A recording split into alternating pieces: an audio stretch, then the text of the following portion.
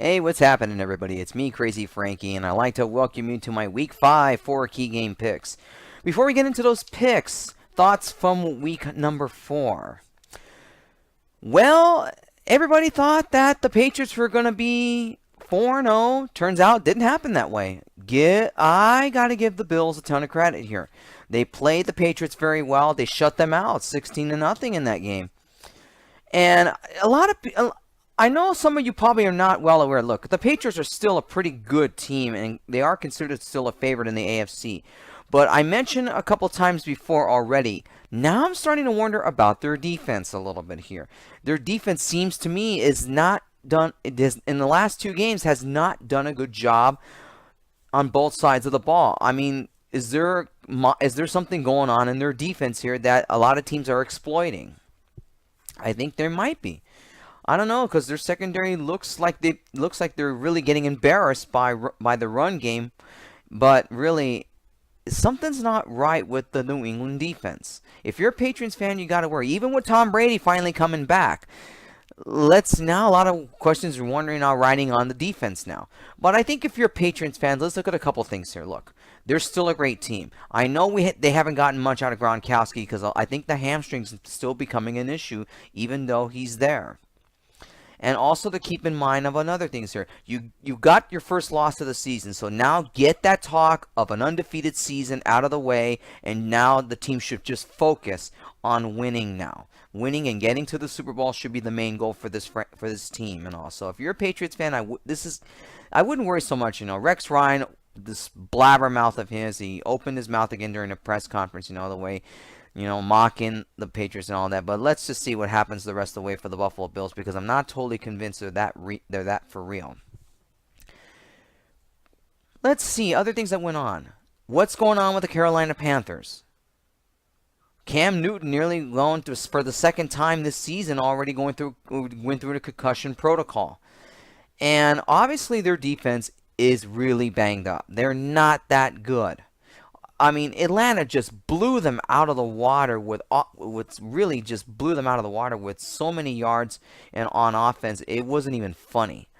I mean, Julio Jones, 300 yards of rushing. How did the Panthers go from having a great defense last year on their Super Bowl run all the way to becoming maybe one of the worst rushing defenses ever?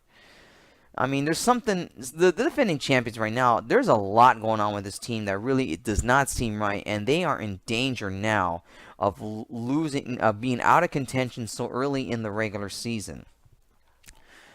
Let's see. Only 3 undefeated teams left, and I think there's 3 or 2. I know the Eagles are still undefeated, but that was because they had a bye week, so they didn't have to worry. The Broncos are still undefeated, and the Minnesota Vikings are still undefeated. Especially going to the Minnesota Vikings, despite losing Bridgewater and Peterson, this team is on a roll. I give this team a ton of credit. I don't know what Coach Zimmer has been doing with this team, but really he's done a fantastic job. But let's just see what happens the rest of the way. They may have beaten Green Bay once, but something tells me, that you still have to watch out for Green Bay. Green Bay is off in their bye week. They're going to be playing. They will be playing this week, and like I said, you can't take your other divisional opponents lightly, though. Surprising going into the NFC West. The Cardinals are not playing that well. The Rams are still in first place at the moment, along with the Seahawks at 3-1. There's a lot of questions riding on what's going on with the Arizona Cardinals. They're getting banged up. Carson Palmer had to go through a concussion protocol as well. So really, I mean, I don't know. For a team that was considered a Super Bowl pick by a lot of the pundits, they're not looking like the team that's supposed to be good. I mean, there's been some pretty good surprises lately, as of late. And yes, I've received a lot. Look, anybody who knows me on a personal level, I've been receiving a lot of flack from the Raider fans. Yes, I know that I don't like the Raiders, but I do admit, though, yes, this team is getting on track. But the thing about it is, they haven't gotten to their toughest part of the schedule yet. So I'm still not gonna be that totally convinced whether this team is really legit and really ready to make a playoff run. So I cannot really say until they get to that tough part of the schedule and see what happens there. Other than that, other injuries, Simeon got hurt with the Broncos, so that's a lot of questions now regarding what will happen at quarterback here.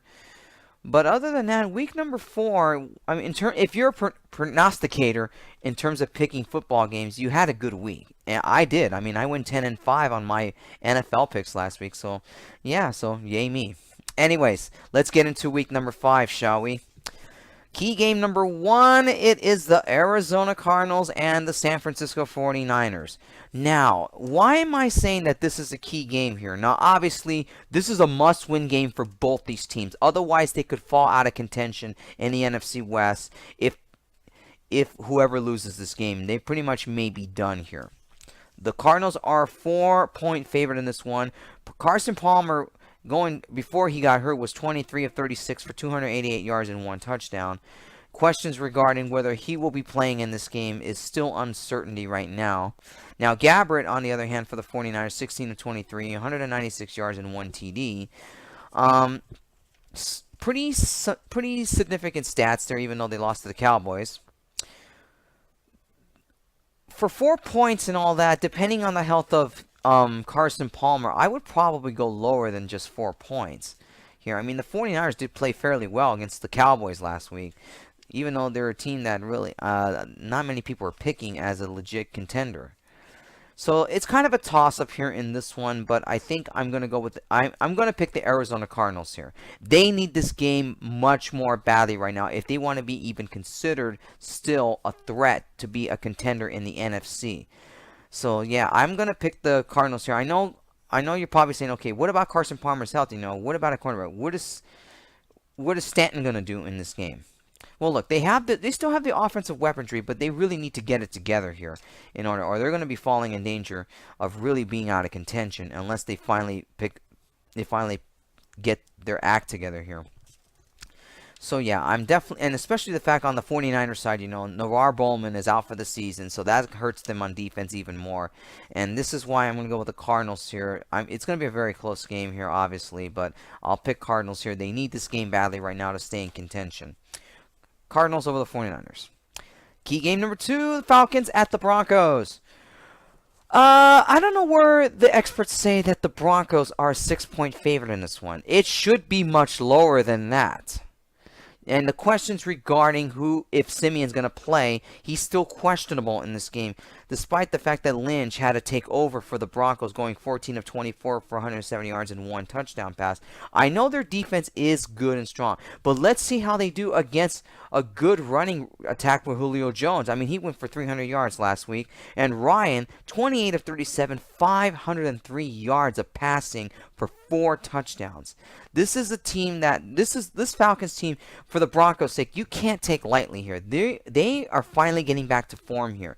So I don't know why they say that the Broncos are a slight favorite. They should be a much more light favorite in this.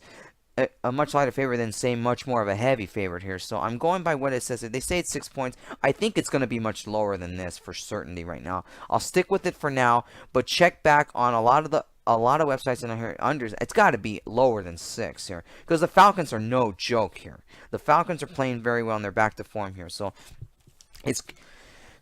let's just see how Denver's defense does against them, because it's a lot of questions right now to see how well they can do with Atlanta's well-balanced offense here. So yeah, it's a tough one to pick in this one here, but I think I gotta go with the Falcons here. I think this is the game where the Falcons break out here and give the Broncos their first loss. Now I know the Broncos may have a good defense, but the way Atlanta's offense is rolling right now, who's to say they could go into Denver and beat them? So I'm going to go with a kind of a mini upset here. I think the Falcons will go into Denver and beat them. It'll probably be a close game here, but I think the Falcons will win it here, probably by 10 points here. I'm going to go with the Falcons over the Broncos. Key game number 3, the Bengals at the Cowboys. Bengals are a very slight favorite in this one by 1 point, and I'd say that's just about right. Cincinnati's really not playing that impressive here, but AJ Green and Andy Dalton, that tandem needs to really get on a roll against this Cowboy team that's on the rise here. Dalton going 22 of 31, 296 yards for 1 touchdown last week against the Dolphins here. It wasn't really all that impressive. Prescott, on the other hand, for the Cowboys, 23 of 32, 295 for 2 touchdowns, sir. So really, the Cowboys are kind of on a roll here now. So yeah, this is a very huge toss-up here.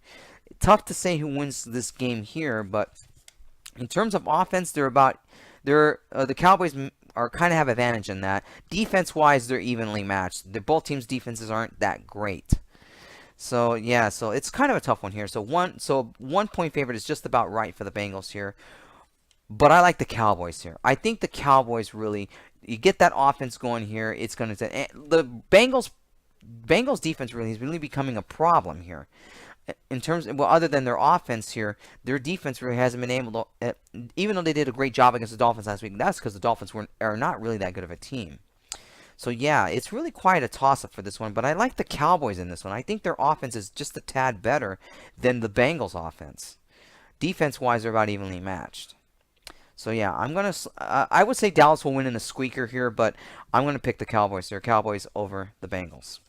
And finally, key game number 4. This isn't really much of a key game here, but it's the Giants and the Packers here.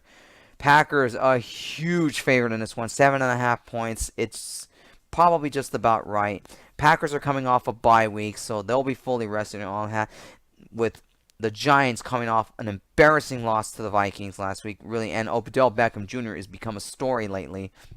But really, you have a defense with the secondary all banged up. That was part of the reason why. I mean, the Giants were completely out of sync in this one.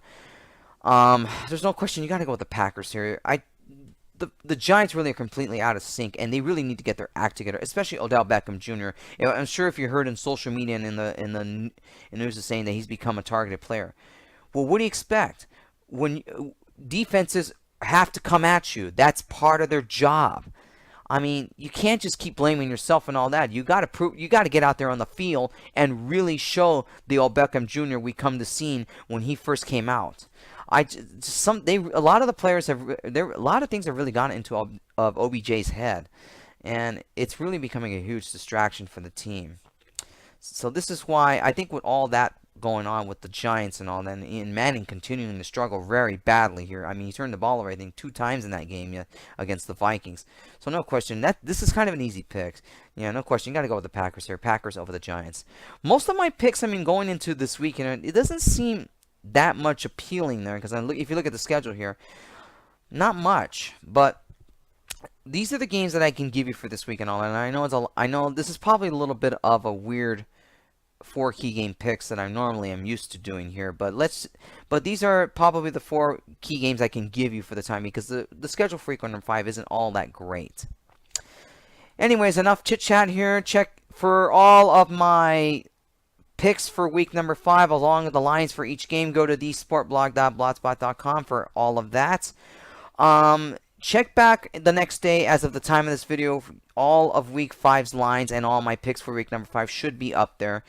Other than that, I will see you guys next week when I talk about my picks for week number 6. Until then, take care and enjoy your football weekend.